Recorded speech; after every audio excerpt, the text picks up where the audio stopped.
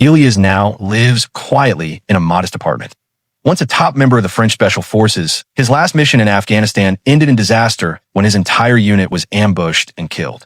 Elyas was the sole survivor, carrying deep trauma that forced him to leave the military behind. Back in France, Elyas lives cautiously, keeping his distance from others. Distrust shadows every step, and without a steady job after leaving the service, he struggles to find stability. One night, as he prepares to meet a friend at a bar, Elyas warms up with some push-ups. Before heading out, he places a small piece of tape on his apartment door, a simple way to check if anyone enters while he is away. At the bar, his friend Hector welcomes him warmly. Hector runs a security company and offers Elyas a job protecting the daughter of a wealthy Dubai family vacationing in France. The pay is generous, but Elyas declines and leaves abruptly. When Elyas returns home, he notices the tape on his door has been peeled off. Suspecting an intruder, he arms himself with a knife and enters carefully. To his surprise, he meets the apartment owner, who has come to collect overdue rent. Embarrassed, Elyas promises to pay next month. Soon after, Elyas visits Hector again to discuss the job. Hector explains the details and gives Elyas a special phone to report any problems immediately. Elyas then arrives at the luxury villa where the Dubai family is staying. Inside, Elyas joins a security briefing led by Jamal, a family member overseeing the protection detail. Jamal outlines daily routes, visit schedules, and emergency procedures. During the briefing, Amina, Jamal's sister and Elyas' client, arrives with her daughter Noor. Noor, a striking teenager, rides in on a bicycle but acts as if she does not respect the guard assigned to protect her. Jamal stresses Elyas' main mission, to protect Amina and Noor at all costs. Amina is the sixth wife of a powerful oil tycoon known as the Oil Boss, and Noor is their daughter. After the briefing, Elyas is shown to his dormitory to rest and prepare for the job ahead. About an hour later, Elyas was dressed in the official bodyguard uniform alongside his team. His first assignment was to guard the pool area while Amina swam. Meanwhile, Noor circled the pool on her bicycle, ignoring the planned security routes. Her unpredictable movements forced Elyas to split his focus between watching Amina in the water and tracking Noor's bike. After her swim, Amina asked Elyas to join Noor for lunch. Noor, uncomfortable with the bodyguard's presence, excused herself to feed her dog outside. That afternoon, while Elyas kept watch over Amina, a package arrived at the front gate. Elyas went down to receive it. Taking advantage of the distraction, Noor slipped away on her bicycle, leaving the villa unsupervised. Elyas noticed immediately and gave chase. Before Noor could get far, two men on motorcycles blocked her path, forcing her to stop. Sensing danger, Elyas raised his weapon, suspecting the men meant harm. They stared sharply at Noor, but then left quickly. Elyas caught a glimpse of a diamond tattoo on one man's hand. Without hesitation, he brought Noor back inside, worried she was a target. Later, Jamal gathered Elyas and the guards in the villa courtyard. Noor accused Elyas of encouraging her to ride outside, as if it were his idea. Jamal immediately scolded Elyas for negligence in bringing Noor out of the secure area. Elyas tried to explain that Noor had run off and he was only protecting her, but Jamal refused to listen. He warned Elyas never to take Noor outside again under any circumstances. That night, Elyas found Noor stargazing through her telescope. He urged her to sleep, but she said she hadn't yet captured a good photo of the stars. Noor apologized for the earlier trouble that caused Elyas to be scolded. Elyas shrugged it off as part of the job. Their conversation grew more relaxed as they talked about stars in the night sky. The next day, Amina and Jamal argued. Amina wanted to take Noor out to eat and shop like normal people, but Jamal refused, citing threats outside.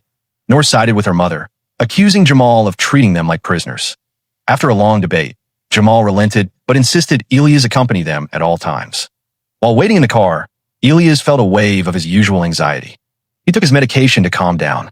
When a fellow guard approached, Elyas instinctively raised his weapon before recognizing him. The guard warned Elyas that colleagues were suspicious after reviewing CCTV footage. The footage showed Noor cycling out, but did not capture the two men on motorcycles who confronted her. Elyas was told not to take his duty lightly and left with a serious warning. During the drive downtown, Noor smiled, enjoying the freedom she longed for beyond her uncle's watch. After shopping, Elyas helped load groceries into the car. Then he spotted two suspicious men nearby, the same ones from the earlier incident. Sensing danger, Elyas quickly got into the car and drove Amina and Noor home. On the way back, Elyas's car stopped at a red light. He noticed a motorcycle pull up beside them and immediately recognized the diamond tattoo on the rider's arm. Feeling the threat, Elyas did not take any chances. When the light turned green, he hit the gas and launched into a high-speed chase through the city streets. During the pursuit, Amina quietly remarked that they had finally been found, her eyes fixed on their pursuers.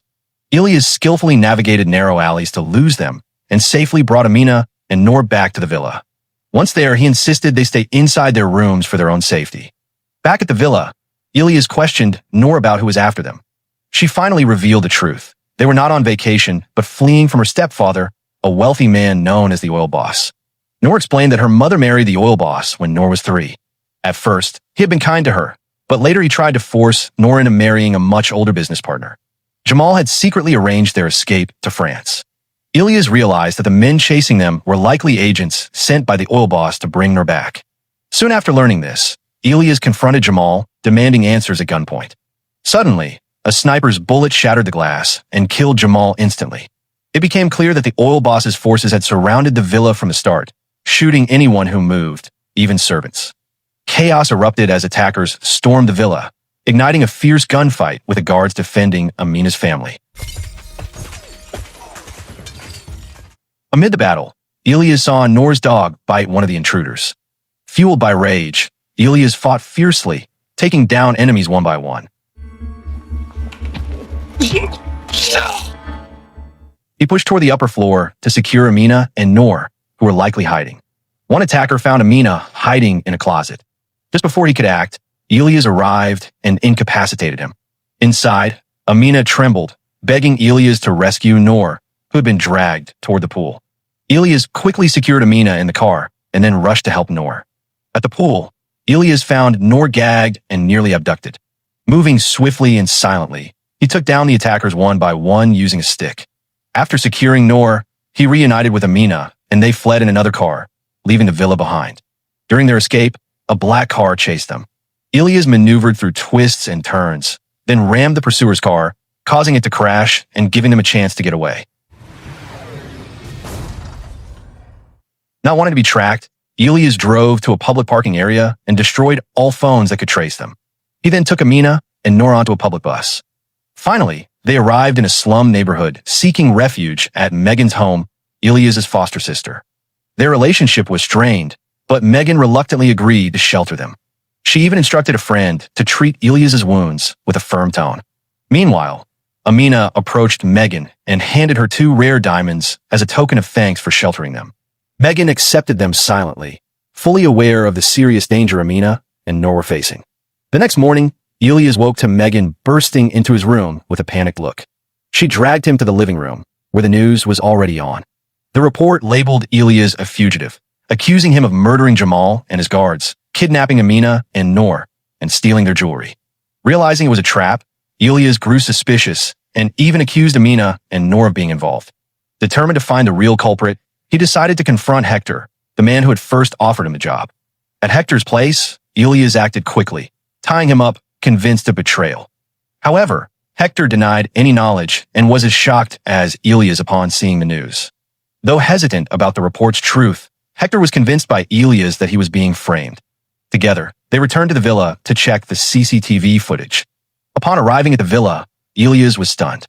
The damage from the gunfight had vanished, as if nothing had happened. They headed straight to the control room to review the footage. The video showed Elyas shooting Jamal's guards and kidnapping Amina and Noor. Elyas denied it, insisting he was protecting them from attackers. Suspecting manipulation, Hector dug deeper into the data and found a small, unedited clip showing Noor's dog biting one of the attackers. Pausing the frame, it became clear the shooter was not Elyas but the man bitten by the dog. Hector urged Elyas to copy the footage. Convinced of Elyas' innocence, they recalled that Durrani had recommended Elyas for the job. Without hesitation, they rushed to Durrani's house. Elyas confronted Durrani, demanding a confession about faking the footage. Surveillance cameras and masked guards inside posed a serious threat. Hector, watching outside, took down the guard before they could attack. Inside, Durrani initially denied everything. Under pressure and threat, he finally confessed to altering the footage, revealing he'd been paid by the oil boss to frame Elyas. Furious, Elyas did not hesitate and executed Durrani on the spot. The next morning, Elyas and Hector met Amina and Nor at Megan's house.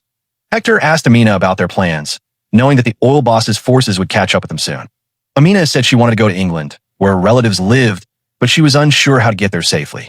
Hector suggested smuggling them in a shipping container bound for England. That night, Elyas and Hector escorted Amina and Nor to the container's location. On the way, Hector noticed Elyas looked exhausted, so they stopped at a small restaurant to rest and eat. While eating, Elyas spotted a suspicious man entering a van. Without hesitation, he followed and subdued several men inside. Checking one of them, Elyas found dog bite marks. Realizing they were henchmen sent by the oil boss, he urged Hector to keep moving. Later, Elyas rested at a beach and fell asleep in the car. Meanwhile, Amina and Nor enjoyed a rare moment of freedom outside their constant surveillance. They finally reached the container, where Amina and Nor joined other migrants headed for England. Nor grew uneasy and refused to leave Elyas' side. Now a fugitive himself, Elyas reluctantly joined them. After 3 hours, the truck abruptly stopped, triggering panic among those inside. Suddenly, the container door was forced open and armed men fired inside. The oil boss's men had found them. In the chaos, Nor was captured and sedated. Amina was shot dead since the oil boss's true target was Nor, intended to force her into a marriage alliance. Elyas survived by hiding behind a fallen passenger, pretending to be dead until the attackers left, taking Nor and leaving Amina's body behind.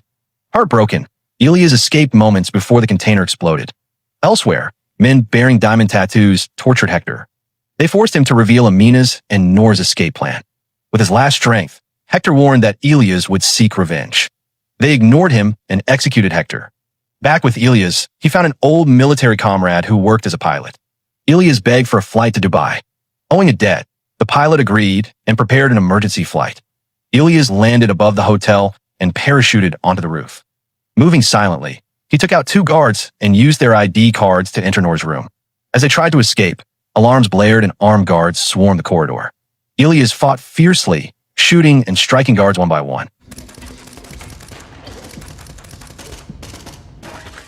He used precise elbow strikes and kicks to knock down anyone who came close. When he ran out of ammo, Elyas seized weapons from enemies and kept firing, holding the line against overwhelming odds. After clearing the floor, Elyas hurriedly carried Nor toward the elevator. However, in the hallway, a large guard blocked their path. The man shot a water pipe panel overhead, releasing a heavy spray that made the floor slick and blurred their vision, making escape even more difficult. A fierce fight erupted. Elyas and the guard exchanged powerful punches, slammed into walls, and fell onto the wet floor. Elyas was soon cornered, enduring a relentless barrage of blows. Seeing this, a frightened Nor grabbed a nearby knife and stabbed the guard in the waist. The guard turned on Nor in pain, but Elyas recovered quickly. He grabbed a fallen pistol and fired the final shot, taking down the guard. After ensuring their safety, Elyas carried Nor into the elevator, ready to escape. Nor then led Elyas to a secret elevator since all the public ones had been shut down. The route passed through the oil boss's private suite. Filled with anger, Elyas wanted to confront him directly. Yet, Nor tearfully begged Elyas not to hurt her stepfather and to focus on getting them out safely. Reluctantly, Elyas agreed. They reached the rooftop, where Elyas used his parachute to escape with Nor. 2 days later, they arrived at a remote Moroccan village where Elyas' aunt lived alone. She welcomed them warmly and agreed to take them in. Elyas decided to settle there with Nor. A month passed since the chaos ended. Nor began a new life attending the local school, enjoying a simple routine far from the restrictions of her past life, surrounded by wealth. One morning before school, Nor uploaded the original villa footage that Elyas and Hector had copied, a recording exposing the oil boss's lies. Now, Nor appeared happier and freer. Elyas, always by her side, treated her like his own daughter. So the moral of the story is, if your dog bites a bad guy, don't delete the footage. It might just save your butt later.